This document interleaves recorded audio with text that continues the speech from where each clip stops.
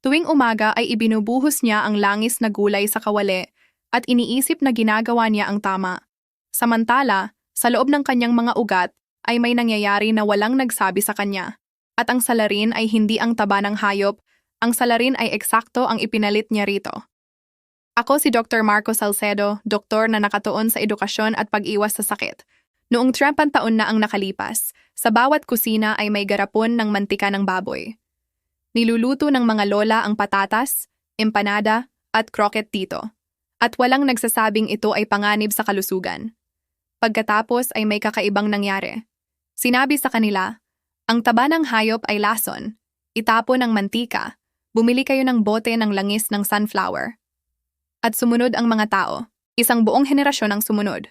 Pero narito ang kakaiba. Mula ng mass abandonment natin sa taba ng hayop at lumipat sa mga langis na gulay, ang bilang ng atake sa puso at stroke ay hindi bumaba, tumaas pa. Naging epidemya ang labis na katabaan. Nagiging mas bata ang diabetes type 2 sa bawat dekada, at ito ay nangyayari kahit maiwasan ng mabuti ng mga tao ang mantika at mantikilya tulad ng ipinayo sa kanila. Kaya lumilitaw ang isang tanong na walang gustong sagutin. Paano kung sa loob ng 40 na taon ay mali ang payo na ibinigay sa atin? Paano kung ang taba na pinaglayuan natin ay hindi kaaway kundi kaibigan? Ngayon ay aalamin ko ang mantika ng baboy mula sa pananaw ng biochemistry, clinical na practice, at sentido komon, walang fanatismo sa alinmang direksyon. Mga katotohanan lamang at ang ilan sa mga ito ay talagang magugulat kayo. Magsisimula ako sa komposisyon kimikal ng mantika ng baboy, dahil doon nakapaloob ang sagot sa tanong na nagbago sa buong dietetics noong nakaraang siglo. Kapag naririnig mo ang salitang mantika ng baboy, ang unang naiisip ay isang block ng puting taba, siksik, saturated at mapanganib. Ganyan kami tinuruan mag-isip, pero ang komposisyon kimikal ng produktong ito ay nagkukwento ng ganap na kakaibang bagay. Sa 100 grams ng mantika ng baboy ay may humigit kumulang 900 calories, pero ang calories lamang ay hindi ginagawang mapanganib ang isang pagkain. Kung hindi, una nating ipagbabawal ang langis ng olibo na halos magkapareho ang bilang. Ang mahalaga ay hindi kung ilang calories ito, kundi kung anong mga molekula ang nagdadala nito. Ang mantika ng baboy ay hindi 100% saturated fat. Isa iyon sa pinakamatagal na mito. Humigit kumulang 48% ng mga fatty acid sa mantika ay monounsaturated. Ito ang parehong oleic acid na nagpapabuti sa puso sa langis ng olibo. Ang parehong monounsaturated fats na pinahahalagahan sa Mediterranean diet ay bumubuo ng halos kalahati ng mantika ng baboy. Humigit kumulang 40% ay saturated fats at humigit kumulang 12% ay polyunsaturated. Isang proporsyon na napakalapit sa kung ano ang pinakamahusay na kayang i-metabolize ng ating katawan. Pero may isang fatty acid na nagpapahiwatig sa mantika kaysa sa ibang taba sa pagluluto. Ang arachidonic acid ay isang polyunsaturated fatty acid mula sa pamilyang omega-6 at may mahalagang papel sa katawan ng tao. Bahagi ito ng mga lamad ng bawat selula sa utak mo. Nakikilahok ito sa paggana ng kalamnan ng puso, ina-activate ang immune response kapag may virus o bakterya na pumasok, at ang pinakamahalaga, ang arachidonic acid ay halos hindi umiiral sa mga langis na gulay, 0. Pwede kang uminom ng langis ng sunflower araw-araw at hindi ka makakakuha kahit 1 microgram. Sa mantika ng baboy naman, ito ay naroroon sa makabuluhang dami. Kung sa puntong ito ay nagsisimula kang mapagtanto, kung ilang taon mo nang iniiwasan ang taba ng hayop at niluluto ang lahat gamit langis na gulay, isave ang video na ito para hindi mawala. Ang susunod ay mas mahalaga pa. Pag-usapan natin ngayon ang isang sangkap na kulang sa mahigit kalahati ng mga taong mahigit 70 taong gulang at ang kakulangang ito ay gumagana ng tahimik sa loob ng maraming taon.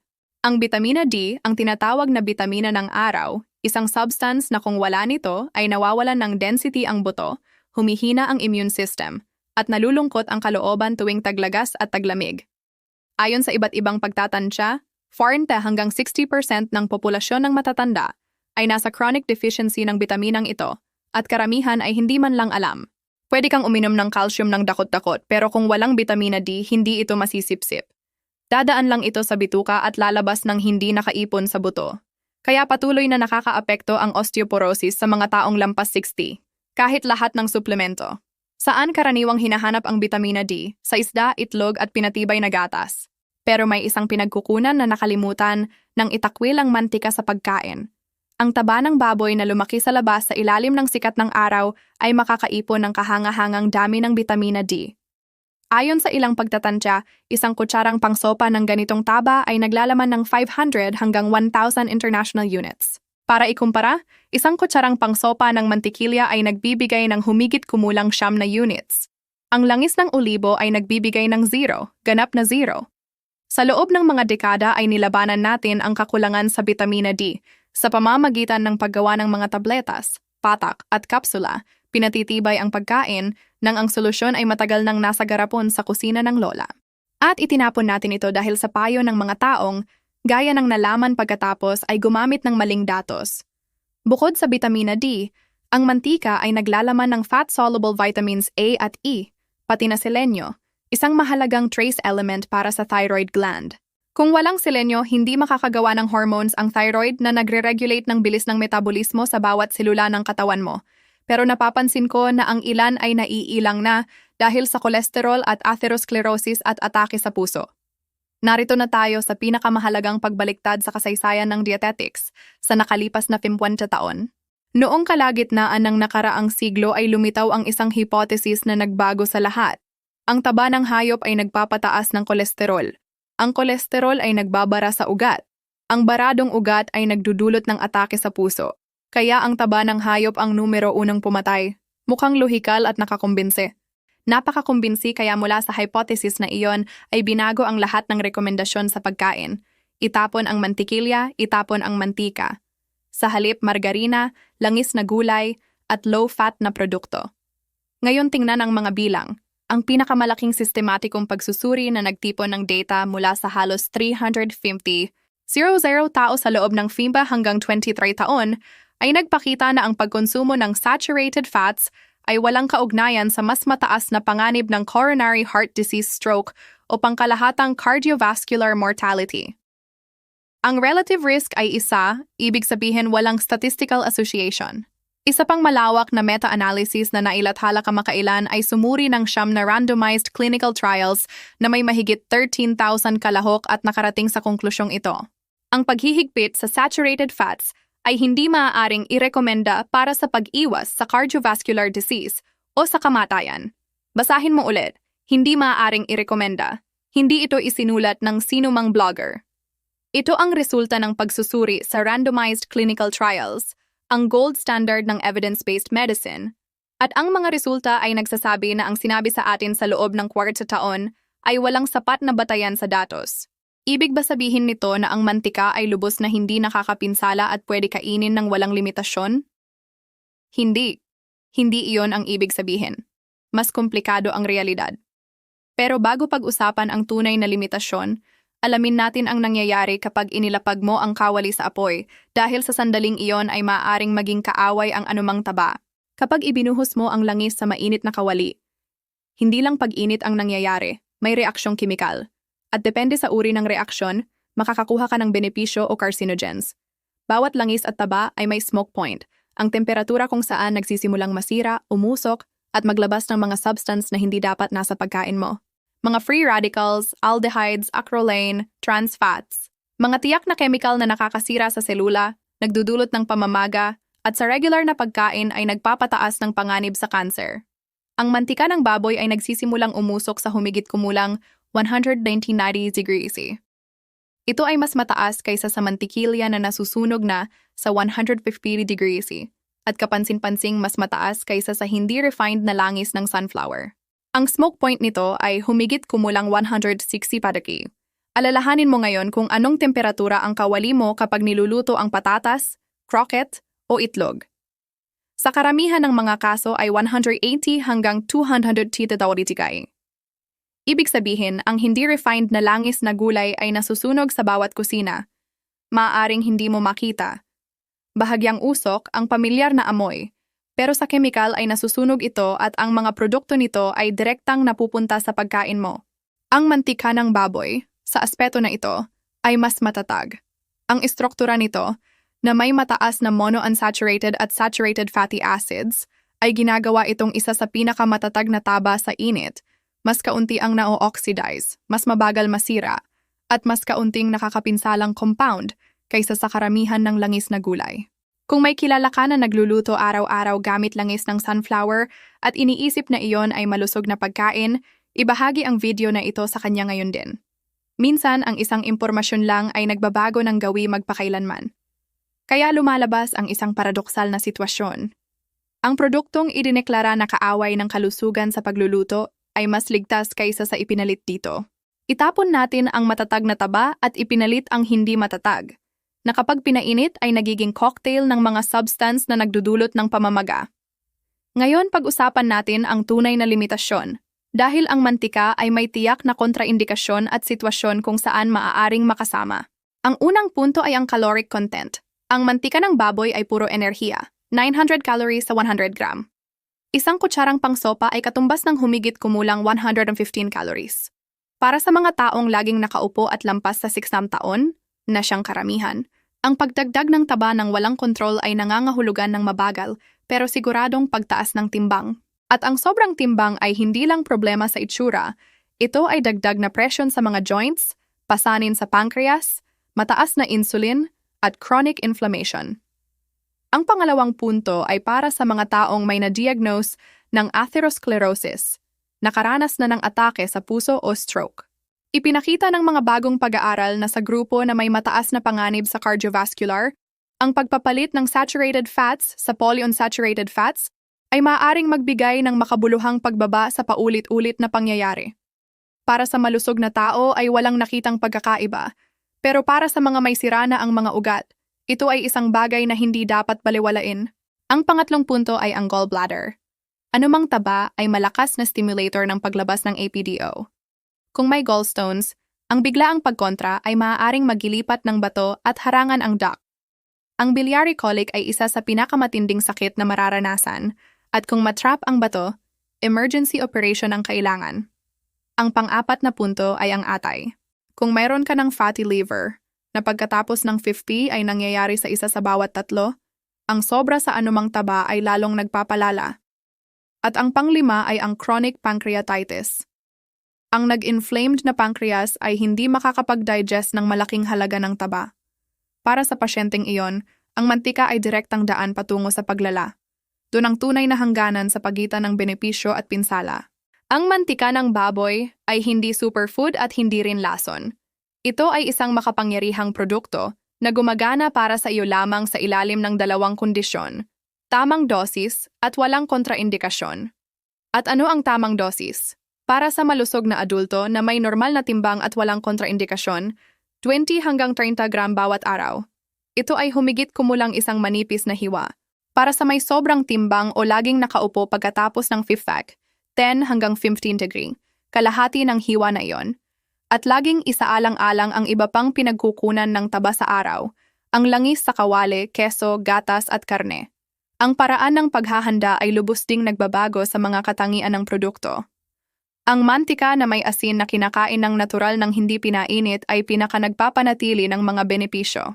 Ang arachidonic acid ay buo, ang fat-soluble vitamins ay napanatili, at ang mantikang bahagyang pinainit hanggang 100 o 120 °C ay mas madaling masipsip kaysa sa malamig.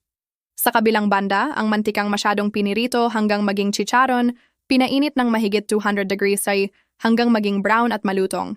Iyon ay ibang kwento na. Sa mga temperaturang iyon ay nagsisimulang mabuo ang malalim na oxidation products, acrolein, malondialdehyde, heterocyclic amines, mga proven carcinogens. At ito ay nalalapat sa anumang taba na labis na pinirito, hindi lang sa mantika. Ang pinakamainam na estratehiya ay ito. Para sa pagluluto sa mataas na temperatura, gamitin ang tinunaw na mantika ng baboy o clarified butter. Huwag hayaang maabot ang smoke point. Para sa direktang pagkain, ang mantika na may asin sa natural na estado ang pinakamainam, at huwag kailanman gamitin ulit ang parehong taba para sa pangalawang pagprito. Bawat pag-reheat ay nagpapataas ng exponential sa konsentrasyon ng oxidation products. At ngayon ang tanong na madalas kong naririnig, mataas ang kolesterol ko, pwede ba akong kumain ng mantika? Sa 100 grams ng mantika na may asin ay may 65 hanggang 100 mg ng kolesterol. Para ikumpara, sa isang itlog ay 570 ml, sa full cream sour cream ay 140 ml. Malayo ang mantika sa pagiging champion sa cholesterol content. Pero ang pinakamahalaga, ang kolesterol sa pagkain at ang kolesterol sa dugo ay hindi magkapareho. Ang atay ay gumagawa ng 700 hanggang 1,000 mmol ng kolesterol araw-araw ng kusa. Kapag kumain ka ng pagkaing may kolesterol, ang atay ay automatikong binabawasan ng sarili nitong produksyon. Pinapanatili ang balanse. Sa karamihan ng malusog na tao, ang dietary cholesterol ay halos walang epekto sa antas ng kolesterol sa dugo. Kaya sa pinakabagong dietary recommendations, tinanggal na ng tuluyan ang upper limit para sa cholesterol. Wala na itong limitasyon. Gayunpaman, may isang partikular na grupo. Humigit kumulang 15 hanggang 25% ng populasyon ay hypersensitive sa dietary cholesterol. Sa kanila, ang atay ay hindi binabawasan ang produksyon kapag may kolesterol mula sa labas. Para sa kanila, dapat maging mas maingat. Paano malalaman kung ikaw ay kasama rito? Magpa-lipid profile, total cholesterol, LDL, HDL, triglycerides. Kung sa normal mong kinakain ay patuloy na mataas ang bad cholesterol at mababa ang good cholesterol, iyon ay senyales ng genetic predisposition na kailangang kontrolin ng mabuti. Para sa iba, 75 to 80%, ang katamtamang pagkonsumo ng mantika ay hindi magbabago ng cholesterol level ng kahit 1 mmol/dl. Alam mo ba kung ano ang mas malaking nakakaapekto sa bad cholesterol? Ang sobra sa refined carbohydrates, puting tinapay, asukal, matatamis na bakery. Doon nanggagaling ang tunay na tagapagbigay ng triglycerides sa dugo. Pero sa kakaibang dahilan, mas kaunti ang pinag-uusapan tungkol dito kaysa sa isang piraso ng mantika. Buod natin ang buong larawan. Ang mantika ng baboy ay hindi superfood at hindi rin gamot na milagro. Hindi nito gagalingin ang iyong mga ugat o malulunasan ang diabetes, pero ito ay isang biologically valuable na produkto na may unique na komposisyon ng fatty acids, vitamina D, arachidonic acid, at napakahusay na thermal stability. Isang produktong nagpakain sa ating mga ninuno sa loob ng mga siglo at tinanggal sa dieta dahil sa isang hypothesis na hindi kailanman napatunayan sa randomized clinical trials. Para sa isang malusog na tao, ang 20 to 30 gram ng mantika bawat araw ay hindi banta kundi kontribusyon sa pagkakaiba-iba ng dieta. Para sa nagluluto araw-araw, ang pagpapalit ng unstable vegetable oil sa stable na mantika ng baboy sa mataas na temperatura ay binabawasan ang dami ng toxic oxidation products sa pagkain. Pero kung may gallstones ka, mag-ingat sa anumang taba. Kung sobrang karga na ang iyong atay, kontrolin ang kabuuang taba sa dieta. Kung nakaranas ka na ng atake sa puso o stroke, kumonsulta sa cardiologist bago baguhin ang iyong pagkain. At kung patuloy na mataas ang bad cholesterol mo, magpa-test at alamin kung ikaw ay kasama sa grupong iyon na kailangang masusing bantayan ang saturated fats.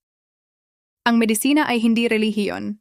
Walang absolute na kasalanan o absolute na kabutihan. May partikular na katawan, partikular na kalagayan, at partikular na dosis ng partikular na produkto. Mula sa mga variable na iyon nabubuo ang tamang sagot. Ang mga lola natin ay mas marunong kaysa sa ipinapalagay sa kanila. Hindi nila alam ang mga salitang fatty acids, monounsaturated o smoke point. Pero alam nila ang pinakamahalaga. Lahat ay may tamang sukat. Isang kutsara ng mantika sa umaga, kaunting langis sa salad, isang piraso ng mantikilya sa sopas, at walang labis. Nagtagal ng 40 taon ang agham sa pag-ikot-ikot bago bumalik sa katotohanan iyon. Kung nagbigay sa iyo ang video na ito ng bagong pananaw sa isang bagay na akala mo, ialam mo na, ibahagi ito sa isang taong karapat-dapat ding malaman. At kung gusto mong patuloy na makatanggap ng ganitong impormasyon ng walang filter at walang uso, mag-subscribe ka. Patuloy akong magsasalita tungkol sa mga bagay na mas gustong itago ng iba.